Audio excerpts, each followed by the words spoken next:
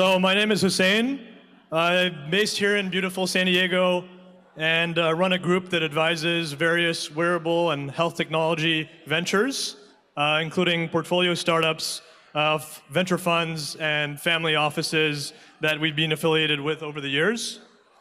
I've been in wearables for over a decade now, so I could talk to you about this all day, but we only have like 20 minutes, so I guess I'll just jump right in. And maybe what I can start with is to find out, when I say the word wearable, who here immediately thinks of a smartwatch? Maybe I can get a quick show of hands. And who here basically thinks of the Apple Watch? Okay, so that probably pretty much checks out. Obviously, Apple has been the most successful in getting, small, tiny computers on our wrists. But truthfully, there have been many different innovations in this space that have taken different form factors, taken time to come out of the shadows, right? Unlock new features thanks to new sensing capability. And there's really a lot of possibilities for integration with the whole ecosystem of devices. So I'm excited to tell you a bit about what we've seen in this space thus far and what we're looking forward to for the future and what tremendously impactful innovations can happen depending on different types of markets. So maybe just before to get started, I'll take a quick step back in time.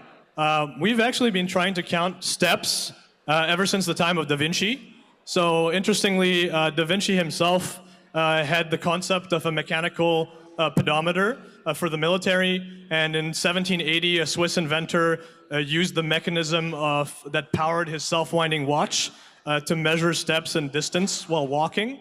But it was not until the 1964 Tokyo Olympics that Japanese inventors came up with the first electronic pedometer that actually counted steps, and they called it manpoke, which actually means 10,000 step meter.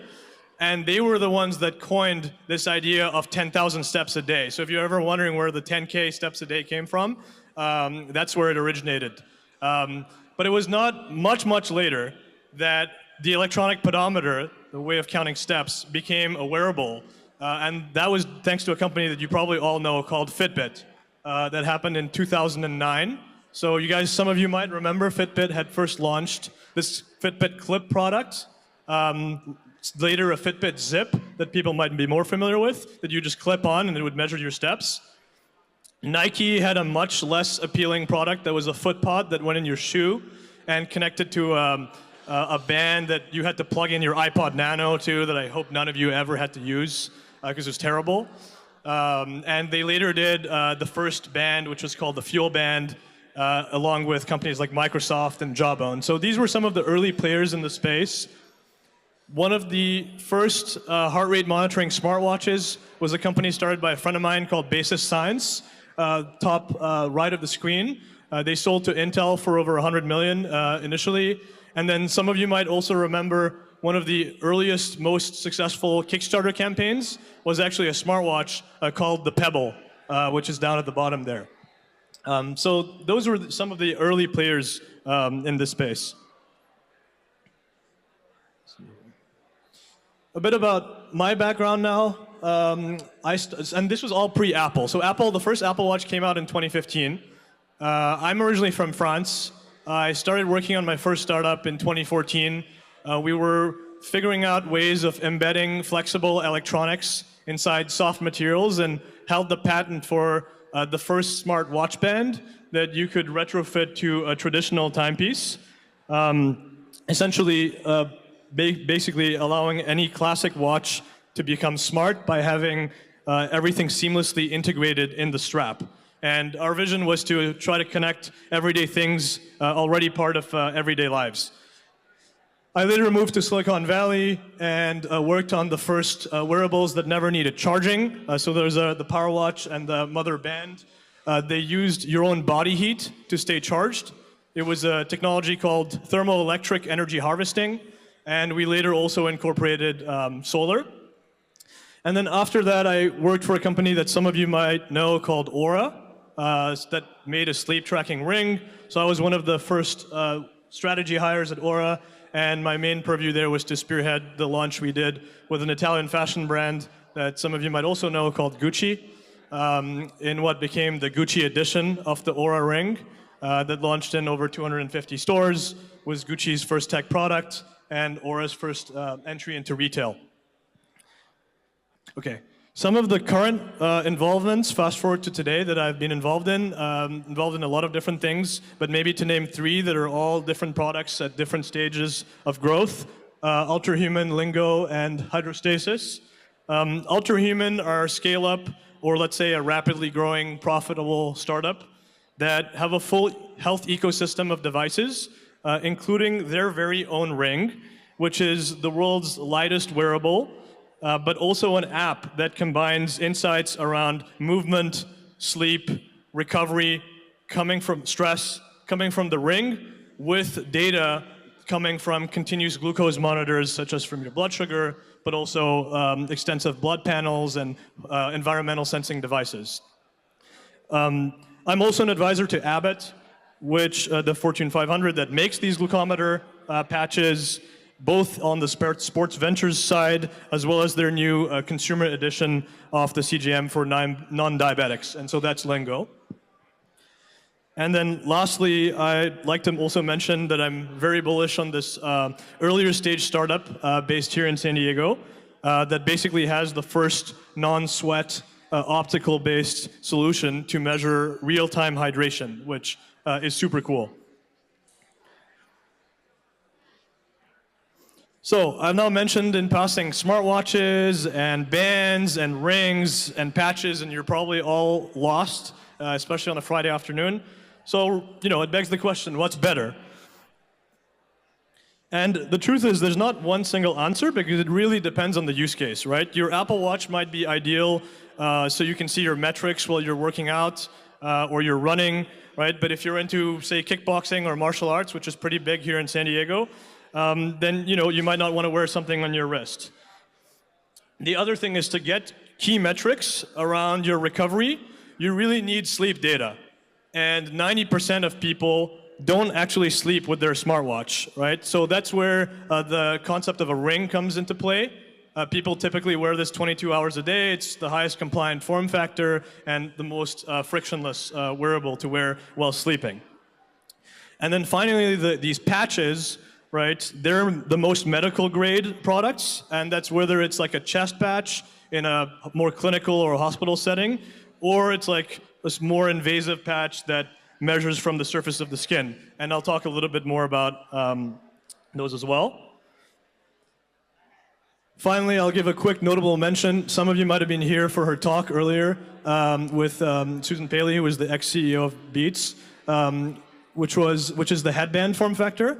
And this is mainly because now the headbands are not just tracking sleep, but they're actually able to do neuromodulation and transform brain waves in real time. So if some of you were here for the panel discussion that Meredith and Susan had earlier, I was going to give them a shout out, but they went before me. So.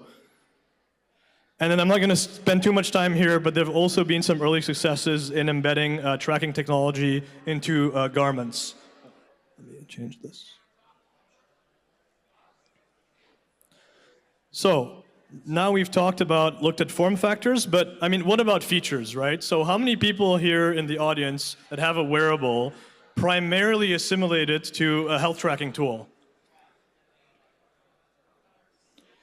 So it seems like the majority, right? And the reason being that if you look at the other uses, I mean, they pale in comparison, right? I mean, I guess you could say you get faster notifications or reminders if you have a screen on your wearable, or if you get reminded, if you're like me and you almost forget your phone everywhere you go, but hopefully you're not like me.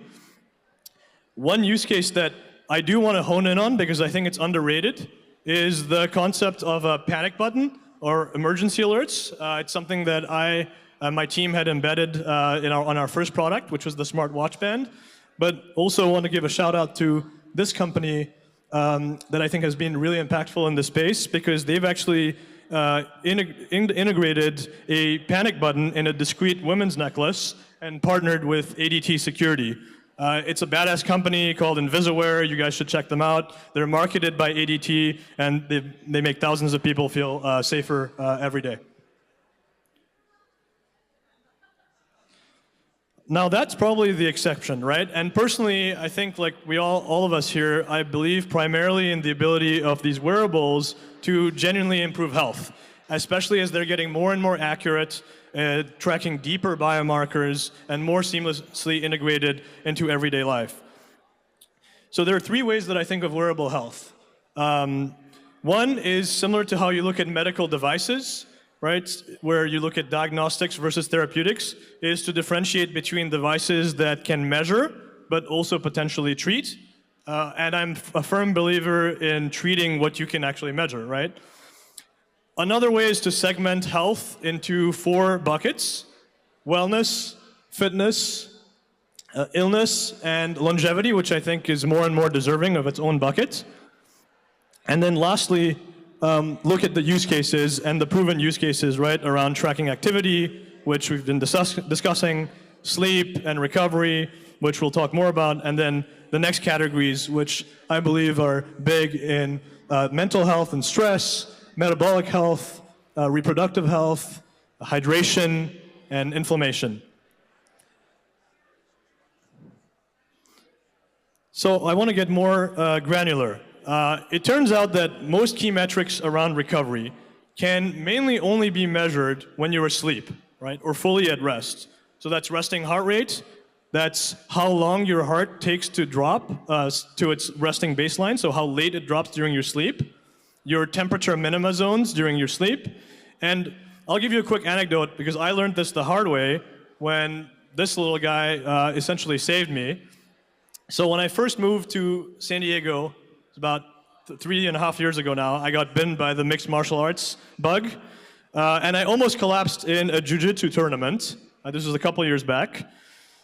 Brushed it off as a bad day at the gym, and although I was working in this field and launching products and partnerships, I wasn't taking care of my health and paying attention to my own data. So 2-3 bad days at the gym later, I actually almost passed out again, but this time it was on a basic leg press. And I later realized my Apple Watch had recorded heart rate beyond 200 beats per minute. But it was actually looking at my Ring data that I realized my resting heart rate had basically been in the red zone for over 2 months. I had an HRV trend line that was flat for 6-7 months, and then a sudden 20% drop in the last month and a half. And that's what I screenshotted to my primary care physician. That's when I went in for blood work, got referred to endocrinology, and they said, oh yeah, you have something called Graves' disease, which is essentially a thyroid malfunction. You're overproducing thyroxine. That's what's driving your heart rate through the roof, and you could have basically gone into heart failure if you didn't come in and get the right medication. So that's just my personal story with it, and this is from a consumer-grade product, right, 2 years ago. Now, continuous monitoring of skin temperature variations, especially this feature, are enabling like so many more features. And I'll give you a few examples of them without going into too many details. One is, and I talked mainly a little bit about women's health, is cycle tracking and pregnancy insights, which are already features on the Ultrahuman Ring Air. Another, and this is enabled by continuous temperature monitoring. Another is these deep circadian insights. So the app now figures out which phase you are in your circadian clock. Everybody has their own body clock and tells you when you should be drinking coffee or getting bright light based on your own circadian rhythm. And building on this, the team at Ultrahuman has also been able to develop a stress score that's not just based on increased heart rate or reduced heart rate variability, temperature, movement, but also how much out of phase you are in that specific point in time with your circadian rhythm. And that allows them to do dynamic recovery scoring and new things. This was actually announced this morning, so I added this slide in like very last minute. So don't ask me too many questions about it. They're also able to determine cardio age from measuring blood oxygen. That's basically a proxy for using VO2 max, cardiovascular age. And even though we're still in the consumer world, right? We're getting to a point where we're not yet clinical, but we're following in the footsteps of more medical-grade devices. And what's exciting is that there's actually plenty of successful companies that have passed the FDA or going through it right now and deploying a solution in a hospital setting. And so this enables consumer healthcare companies to to use what's called predicate devices to obtain medical certifications for more consumer-facing products.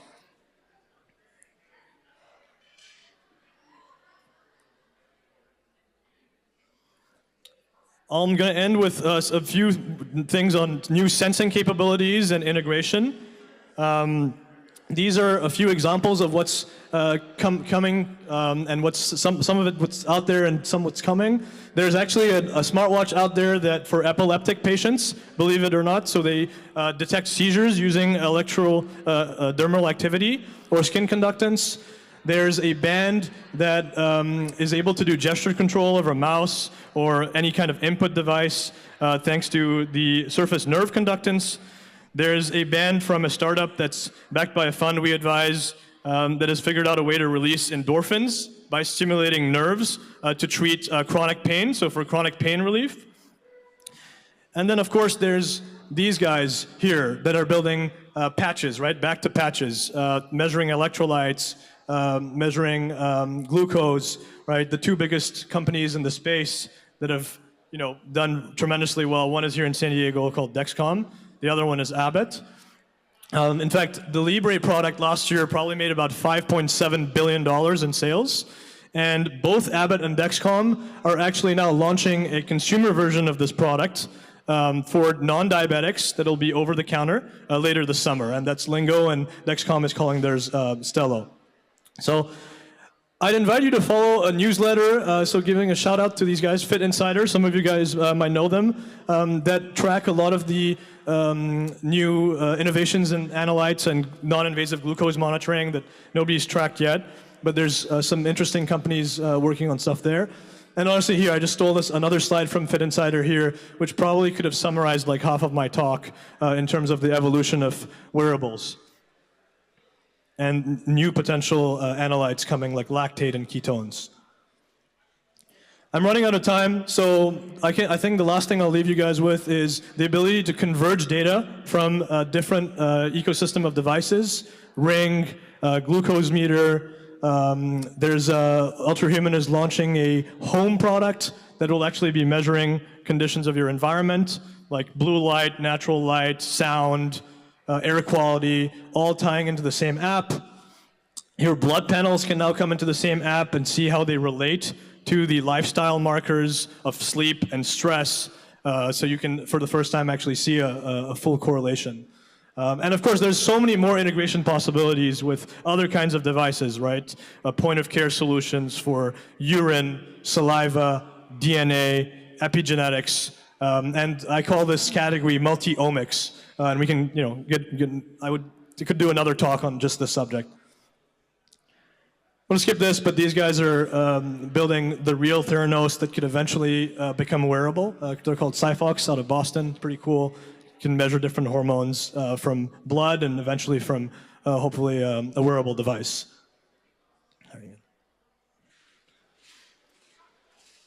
And last thing I'm going to leave you guys with is what are the markets that these innovations have a potential to impact? I know we've probably gone a little bit over, but since it's the last talk, I'll just keep going. One, I would like to categorize in two categories. One is high performance. So that's athletes, military, first responders, biohackers. The second is digital wellness and remote care. And I've talked a bit about all of these, so mental health, metabolic health, right, women's health, but also other chronic conditions, and I'll talk about a few examples. In the high-performance space, some of you might have seen Cristiano Ronaldo's recent investment in Whoop, right? It's pretty recent, I think, as of like last week or 2 weeks ago. Aura had partnered with the Navy, the UFC Performance Institute. There's a company doing hydration patches that have partnered with fire departments called Nix. So this is what I mean by high performance, right? I just wanted to give a few examples. Women's health, There's been partnerships with FDA-controlled digital birth control app, Natural Cycles, again, using the temperature sensor in the ring, or other companies called Clue.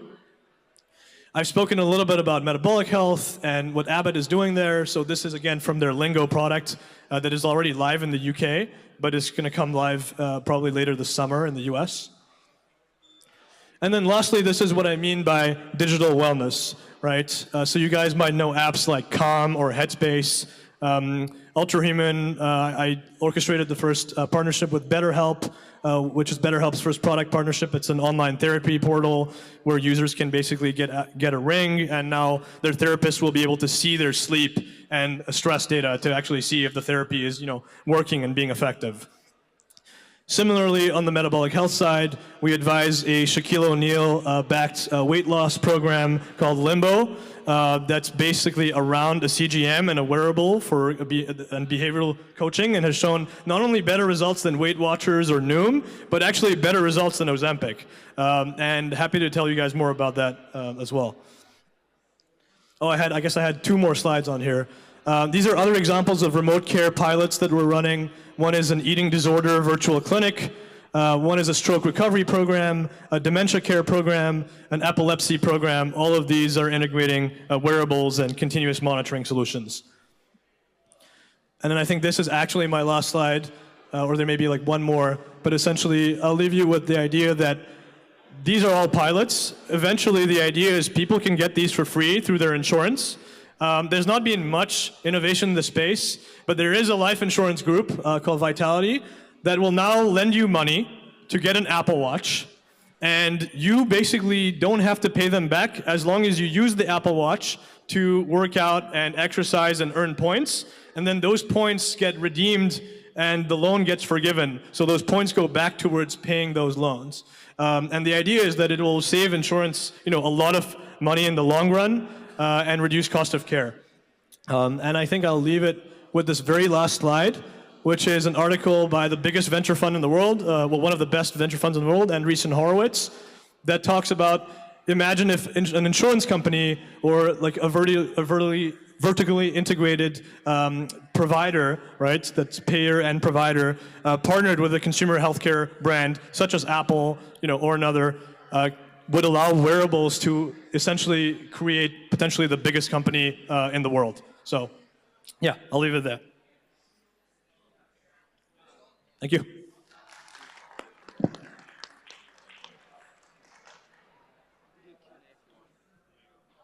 Oh yeah, sorry, questions. Yeah. Give him the mic.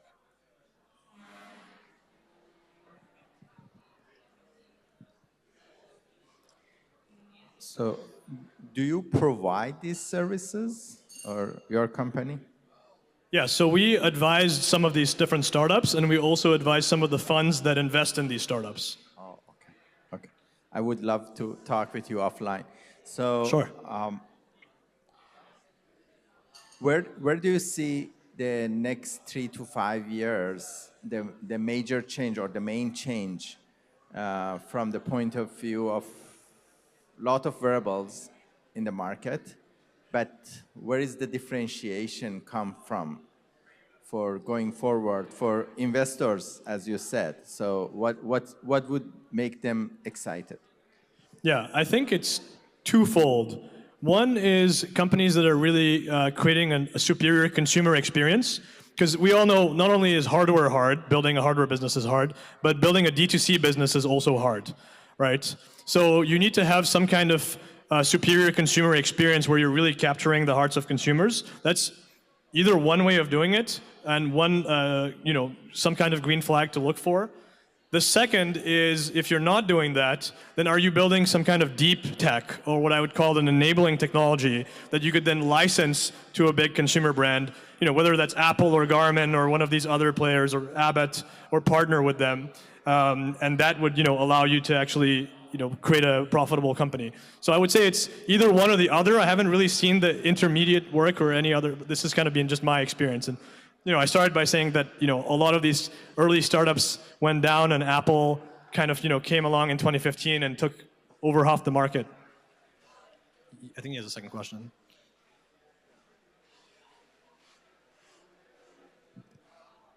So for consumer to be able to pay for these services, do you think in future they might be able to don't worry about the Medicare and other way of payment? Do you think there is a room for that?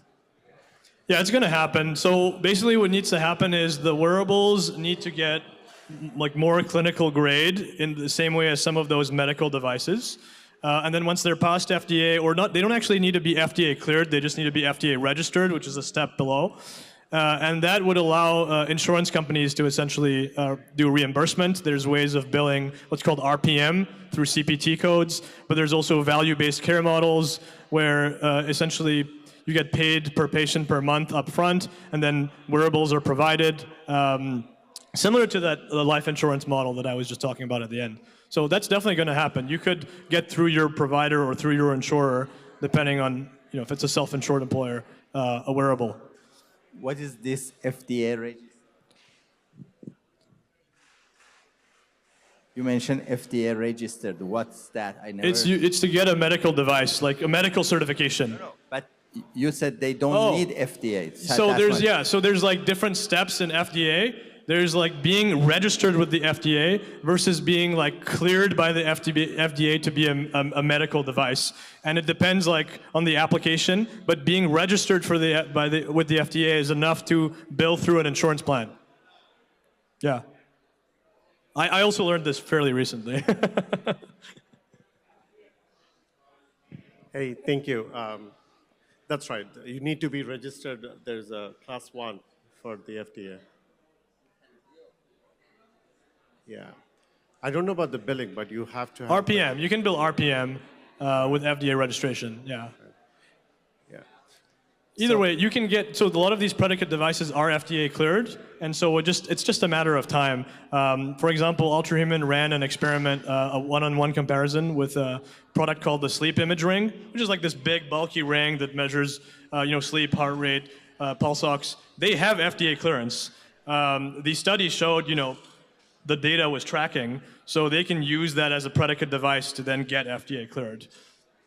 Yeah. Well, thank you. Great talk. So I'm a physician. I know a little bit of technology. I'm going to start by being a devil's advocate. I don't think this is going to work. Okay, I'll tell you why. One is, you're talking about all this watches, HRV, all that. But, I don't know if this adequately validated clinically. For example, you're just talking about wellness. I think that whole approach of just using wellness makes any sense. You should have a disease-based model, right? For example, I'll give you an example.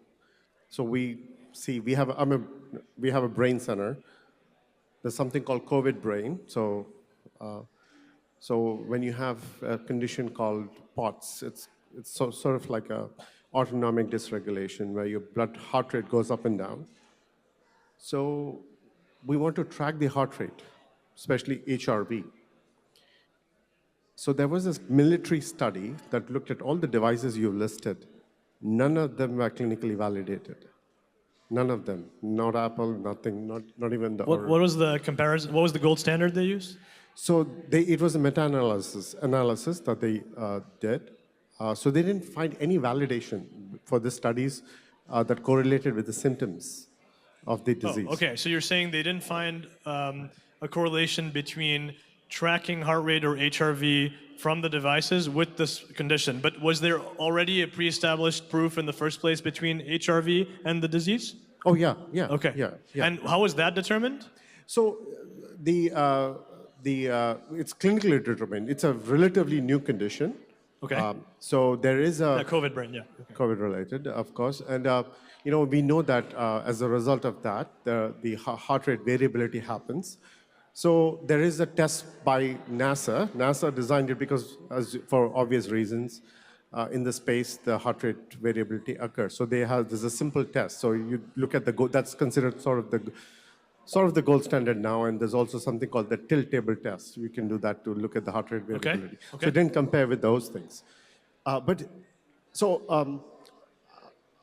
I think, see, I'm saying I'm a devil's advocate. Sure. Yeah. But I believe in it. Don't get me wrong. But I think as a physician, we should use disease models to understand this better. 100% agreed. Like you talked about RPM. I mean, I don't understand why you need 16 readings by Medicare to blood pressure. Is there science to it? No, it's not driven by science. I mean, the whole healthcare model isn't Yes, driven by yeah. science, I would argue, right? Well, there's science and there's business, and oftentimes business overtakes science. So I mean, look at drug development, right? Yeah. They just plot it on a bell curve and right, exactly. list a bunch of side effects. And at the end of the Yeah. day, it's pushing pills out the window. Yeah. So that's one of the things I'd like to state. The second thing is your own case. You took a snapshot of your sent it to the doctor. That's Has anybody done that to you? I ask my patients to do that and give it to me. Okay. And I wish there was a better way to do it. There is. I wish there is. I know now. Apple is integrating into that. No, there's another company I haven't mentioned on here that they're doing a deal. We're integrating with providers, so they're bringing EMR data and wearable data in the same place. Yeah. And they're generating health scores, so sort of like a FICO score, but you'd get a health score, which they correlated with 65 million de-identified data from Blue Cross Anthem, the claims data, and then they have a risk assessment, like cardiometabolic disease, stroke, risk of stroke. And then you also, I mean, it's iterative, right? We're early in this journey of personalized precision health. Right. No, I totally get it. So I wish somebody could actually, there's already data coming in, but I wish me as a provider can get all the data that from Oura Ring to Apple Watch, because I see 5 patients, they have different technologies that they use to track. I can't go into, it's difficult for me. If you can make my life easier by giving me Medikarma, that's the name of the company. I think that is the roadblock to go from general wellness to actually real clinical practice model. I think that's where let's talk more after this. Any other questions?